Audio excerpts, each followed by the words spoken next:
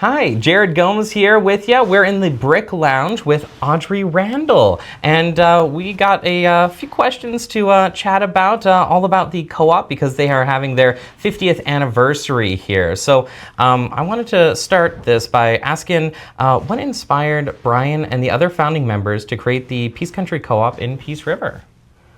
Well, thank you, Jared, for allowing me to tell the story of a great man who was very instrumental in founding the co-op, Peace Country Co-op, and being the president of the co-op for over 40 years. So when we came to Peace River over 50 years ago, there was limited retail shopping in the area. Now, there was quality shopping, but there wasn't a lot of choices. So a group of people got together and they held a meeting and they wanted to explore the idea of having a cooperative, because in the area, actually, there was small co-ops that we shopped at, but we wanted to have something in our own area.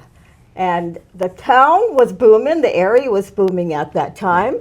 We had increased oil and gas industry. We had many new government initiatives being explored, and the correctional center was being built, which brought a lot of families into the country. So we wanted to have a better shopping experience than what we had. And with many families, young families, who had previously shopped at co-ops, we thought, why can't we have our own here? Let's give it a shot. Awesome. And I guess, how did it feel that first day, cutting the ribbon, finally unveiling all that hard work? Well, it was a process, and it wasn't just cutting the ribbon. There was many months and even a few years of getting this initiative together. And it was very exciting when we did finally cut the ribbon. But Jared, we cut the ribbon on several stores. So we've had 3 actual stores that we have opened and operated successfully in this area.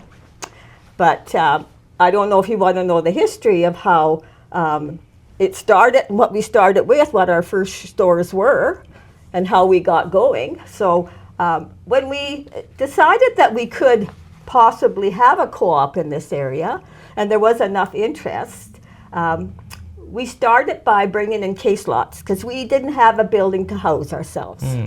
So we started with other co-ops. When their freight trucks would come in, we'd do orders for the customers who wanted them, and we would sell out of the back of the freight truck. You order what you wanted, and we'd sell out of the back of the freight truck. And so we did that for a while until we actually got to have a building. So we scouted around as to what was available in the area. And the old Dominion Fruit Building warehouse was available. It was vacant on the lot, which is down now the Bell Center. So we renovated that. Now, it took a lot of work before we even got that far, but when we did get that building, we renovated it. Well, that was our first ribbon cutting ceremony. Back in, I think it was 1974. I have to look at my notes on that one. And we were in that building for a few years. Then, because of the interest and the increase and the success of our co-op, we needed to expand, and there was many upgrades that needed to be done on that building. So then we had a couple of local businessmen who proposed building kind of a shopping center for us. So they built what is now the Bell Center. That was about 35,000 square feet of shopping experience. So that was another ribbon cutting ceremony we had. And that was a huge, huge building for us. And it was a very, very nice shopping experience for the people who came. And maybe we'll talk about that later. Then when we outgrew that, and we decided it was time for us, because we leased that building and it was very expensive, we needed to have our own. By then we were secure enough to have our own building. So that's when we built the present co-op, which is now housed just down the street from the center here. And we now have a C-store with it, and we now have card locks and things. So that was the third ribbon cutting ceremony we had. And each one in itself was exciting. It was an experience, and we were all so happy because we kept progressing. And we did that with the help of you, the community people who said, yeah, we like this, it's successful, we want to be a part of it. Because that's the difference between just a normal store and a co-op, is there's that community aspect to it as well. You bet, you bet. When you have a co-op shopping experience and you buy a membership for $10, you own that co-op. So you have a little rebate system that we give back to our customers. And that's set, the rebate structure is set by Federated and by the co-op board as to how much rebate they'll give back to the customers. So you actually, as a member, own those stores because we couldn't have those stores without the membership. And do you remember, I guess, from those original stores, like the differences from today, like what was maybe offered back then as compared to like maybe what you see in a co-op today and how that's maybe changed? Well, of course, our co-ops now all over Canada, and in the West we have over 2,500 co-op stores in Western Canada, over 620 locations. So we've really grown. And it used to be basically agriculture. It used to be the farm community and agriculture. Then we went into retail, and now we're into everything you can think of. We're into convenience stores, we're into gas stations, we're into fuel card locks, we're into fertilizer. Where our shopping experience in our retail stores is anything from liquor stores to drug stores to clothing and that. And it is so exciting that we're expanding, and we can do that because people want to shop and do a one-shop stop, and co-ops are very known very well for that.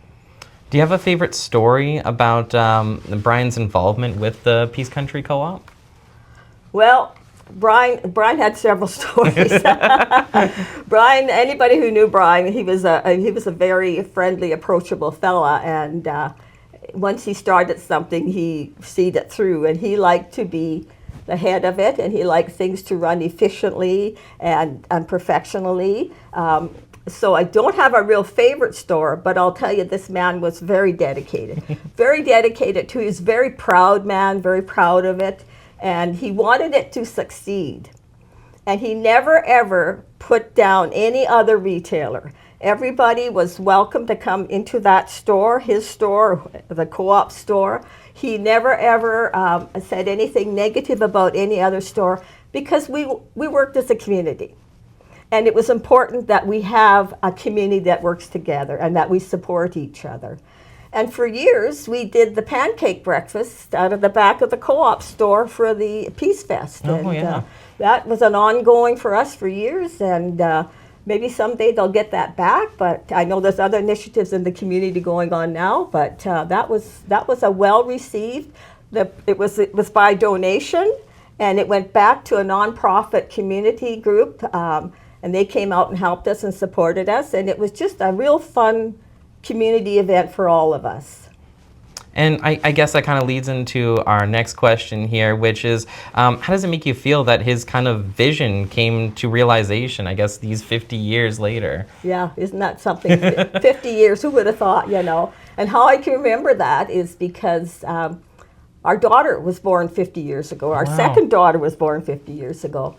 And I was home with a colicky baby and a 3-year-old while he was out raising money to get this co-op started. So yeah, it started with a few government employees, a few farm people, 80 people came to that first meeting and said, yeah, we want to try this.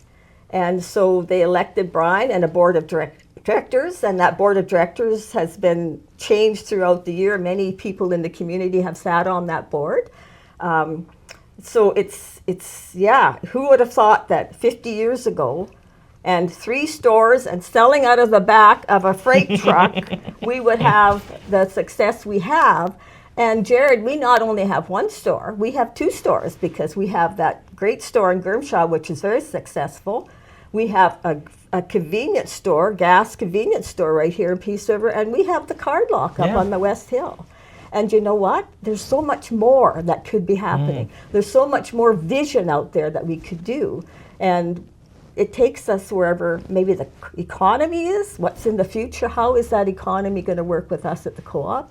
Because the co-op experience is one of the lower retail experiences you can have, and I don't mean by lower, I mean by the cost, the budget cost. It's the value for your money, and you get that rebate back. And every little dollar helps our families nowadays. Yeah, and I guess, what would you think Brian would say if he saw the Peace Country Co-op today? Oh, he loved his co-op, you know. He would say, look at this, who would have thought? Who would have thought that 50 years ago, a few of us decided we're going to do this. We worked really hard at it. Who would have thought that we would be where we're at today with such a success? And the co-op has shown a profit, and that's because of the shoppers that come there, the people who shop at that store.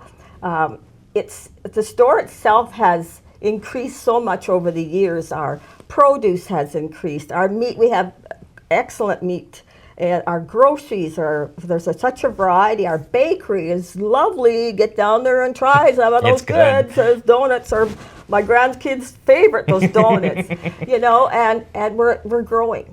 And that, who would have thought we would have had a gas bar, you know, right there next door to us when we were in that old warehouse building. But you know, you start small, you start here, but you can go here with the help of good people. And I guess, do you have any final words to say on the co-op and its 50th anniversary, making it 50 years? Yeah, isn't that wonderful? 50 years. And it's going to be another 50 years. And like I say, we're looking at what's in the future. Are we going to expand? Where do we want to expand? We need to know that from you, from the membership.